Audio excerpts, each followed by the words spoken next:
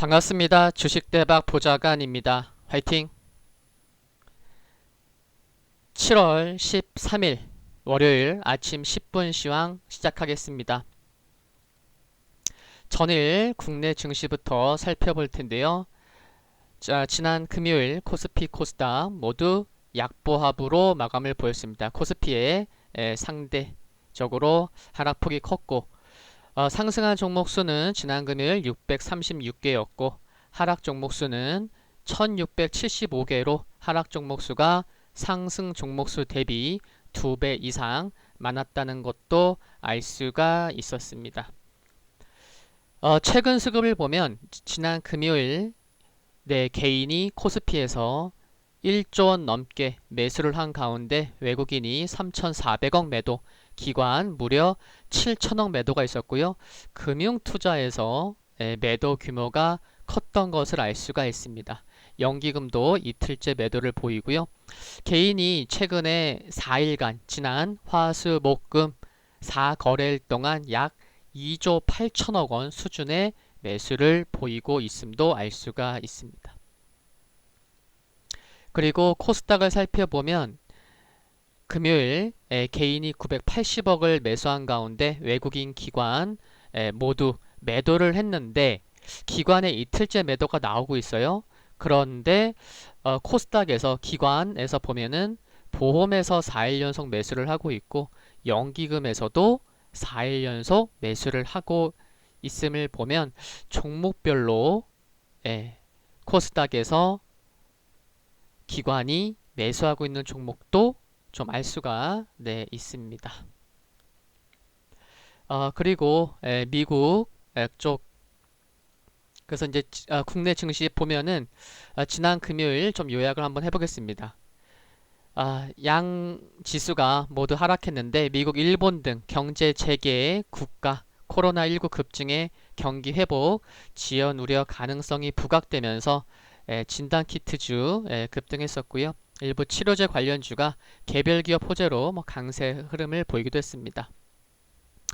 또 전일 우리 정부에서 소부장 산업 경쟁력 강화를 위한 소부장 전략 2.0을 발표했는데 반도체 디스플레이 소재 기업의 상승도 특징적이었었고요.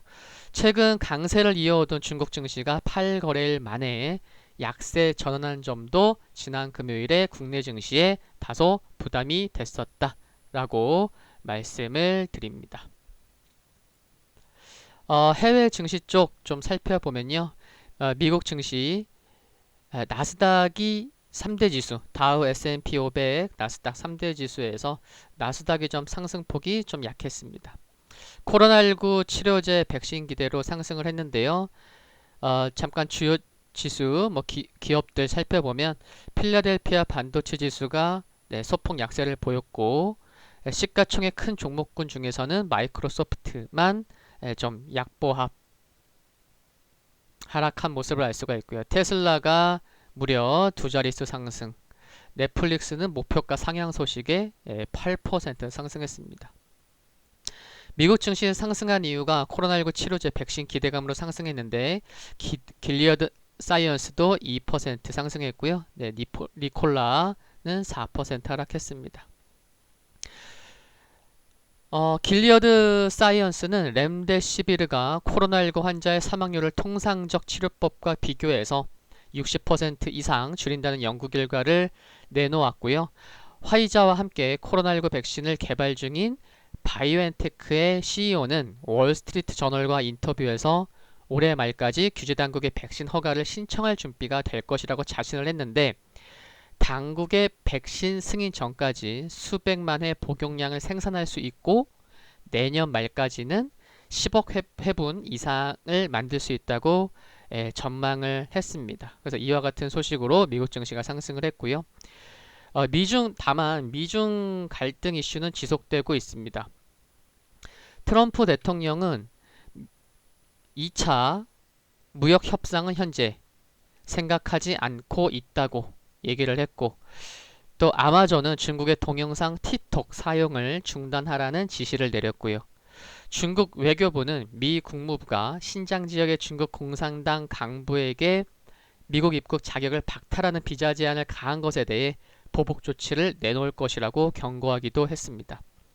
한편 6월 생산자 물가지수가 예상치보다 조금 하회한 것에 대해 로버트 카플란 댈러스 연방준비은행 총재는 유휴 생산 능력이 큰 상황에서 물가 약세가 놀랍지는 않으며 당분간 물가 상승 압력이 나타나지는 않을 것이라고 진단하며 실업보험 혜택 등 추가 재정 지원이 필요한 상황이라고 주장하기도 했습니다. 유럽 증시는요, 경제지표 반등에 성공을 했는데요. 독일, 프랑스, 영국, 이탈리아 모두 상승했습니다. 프랑스의 5월 제조업 지표가 전월 대비 22% 상승했고 이탈리아 산업 생산 지수도 같은 기간 42% 상승하면서 경제지표 반등으로 유럽 증시 전반적으로 상승했다라는 말씀 드리고요. 중국이 1.9% 하락했고 유가는 수요 회복 전망 및 코로나 치료제 기대감에 상승을 했고요. 2.4% 금은 약보합을 보였습니다.